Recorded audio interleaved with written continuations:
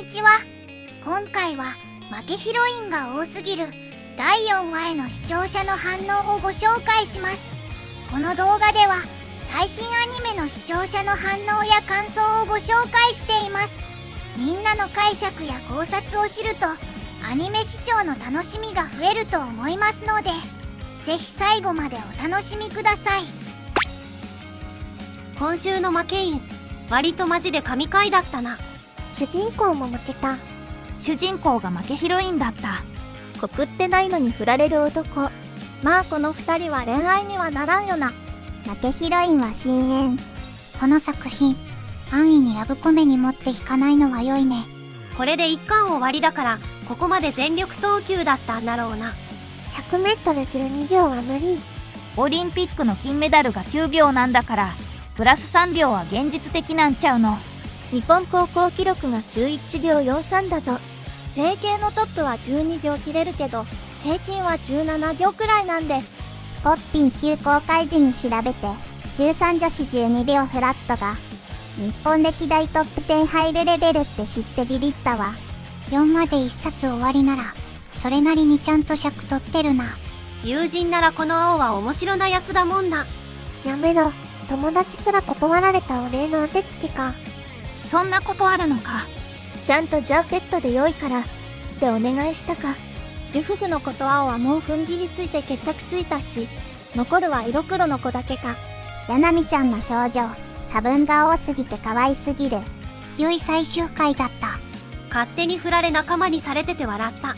恋愛フラグが立ちそうで立たない微妙さがいいな。安易に告ったらいかん。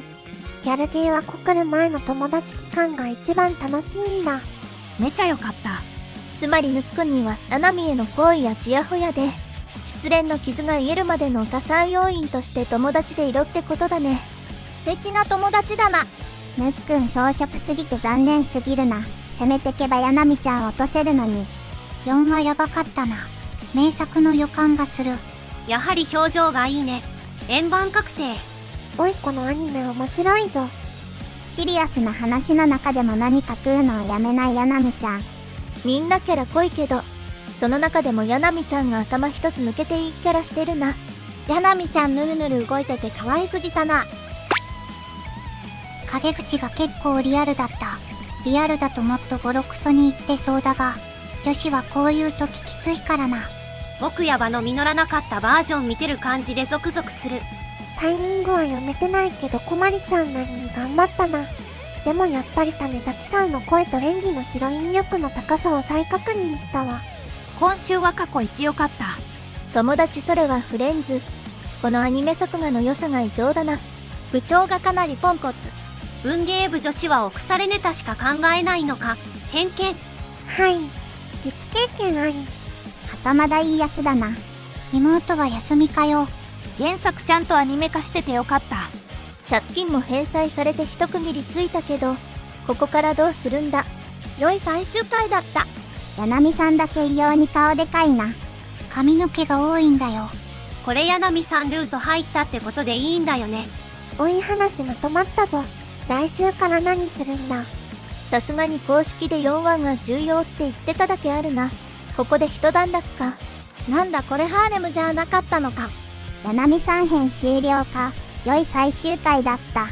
いい導入だけど結局歯がない的なハーレムになりそうな気がしてきた。あ、確かに。ここで原作1巻終わりか。もしかして来週からエンディング変わる。このアニメこの先なんやるんだよ。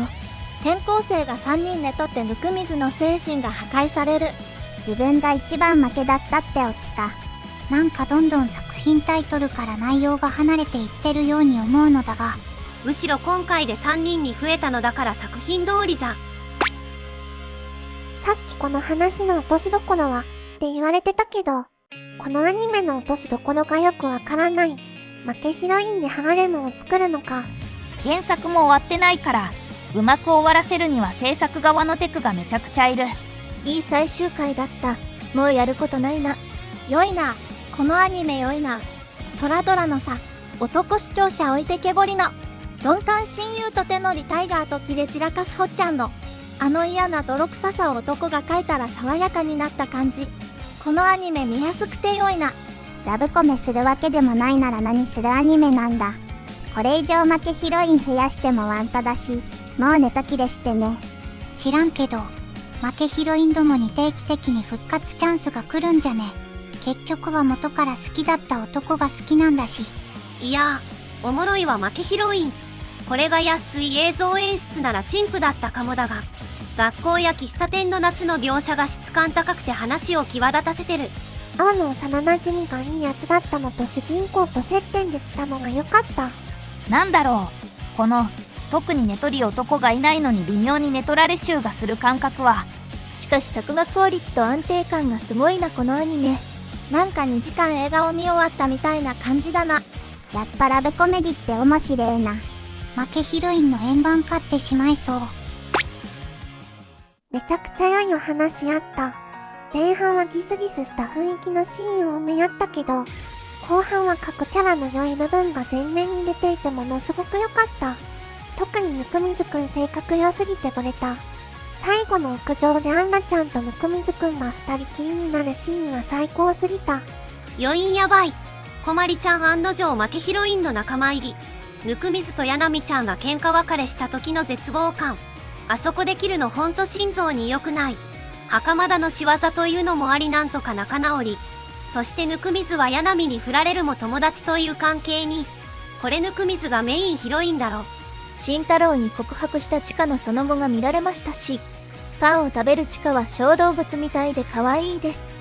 アンナの色っぽい目つきにやられましたし、和彦と宗介の話に割り込む姿はワイルドですし、屋上での和彦との会話は爽快感マックスです。で、この話の落としどころはどこなの？その前に小鞠千佳さんが、それはもう見事に自分がかき回した関係性の落としどころを定めて見せた姿との対比だという。4話見ると、やなみさんってヒロインだったんだな、と気づいた。笑い。原作で最終的にやなみさんが勝ちヒロインになるのかどうかは知らないが、ぬくみずくんの告白シーンが伏線になってたりしたら最高だな。歴史に残るような名演出とかではないんですが、時代が覚えるような名アニメということは確かです。3話まで走ってきて、4話での完璧な仕上がり、その過程で見せてくれたすごい作画、演出、色彩設計、美術など、すべてにおいてトップクラス。やっぱり想像の一段上を行くラブコメだ。この段階でぬくみずが疑似的であれ負けを味わい、彼女たちと同じ世界を垣間見ることになるとは。そしてそれはやはり疑似的であり、本物ではないという絶妙な展開も妙である。そう、まだまだ物語は始まったばかり。線香花火やリアルな描写で描かれた雨と傘、晴れの描写にも影と日が当たるのとで分けたり、ぬくみずのダッチアングル、ゴミ箱エトセトラ、今までヒロインにスポットが当たってたように思うから、ぬくみずがメインキャラになる過程の心情に寄り添って描いたようにも見えて、作画による心情描写がとても良かった。画面全体に青春が溢れてる。小鞠頑張ったな。ぬくみずの縮こまる気持ちは理解できる。皆が周りを少しずつ気にかけていておせっかいをかける。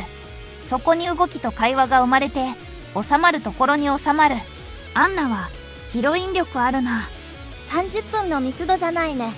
他の作品だとおそらく1話で超えられるレベルの山ではないはずなのに、なんとまあ綺麗に超えてきた。神回かと。先はしばらく安泰かな。楽しみ。もう付き合いよというのは、この作品の野暮かもですね。眺めるラブコメ。人が恋に筒を抜かしているのを俯瞰して見ているようで、実は自分もそう見られている。何も始まっていないと思うのは自分だけ。そんな自分を俯瞰してみると違う世界が見えて始まっていくかもしれない。立ったフラグを見つけられるのか、彼はまだ気づいていない。そういうとこやぞ。思いっきり負けてるし何かにつけて残念だけど、やなみほんといい女。小鞠の恋は粘るも無事破れ。でも、あれ、おちゃらけないのままシリアスかい。そうかいかんにちょっぴりほろ苦さが混じる結末。いい夏休みになるといいな。劇場版のような完成度。本当に1から4話で総集編やってもいいのよ。最後までご視聴いただきありがとうございました。皆さんのご感想や注目ポイント、考察などありましたらコメントで教えていただけると嬉しいです。このチャンネルでは最新アニメのみんなの反応や感想をご紹介しています。様々な考察や多様な意見を聞くとこれまでなかった視点が増えてアニメ視聴の新しい発見があるかもしれませんので、ぜひチャンネル登録とグッドボタンをよろしくお願いします。それではまた次回の動画でお会いしましょう。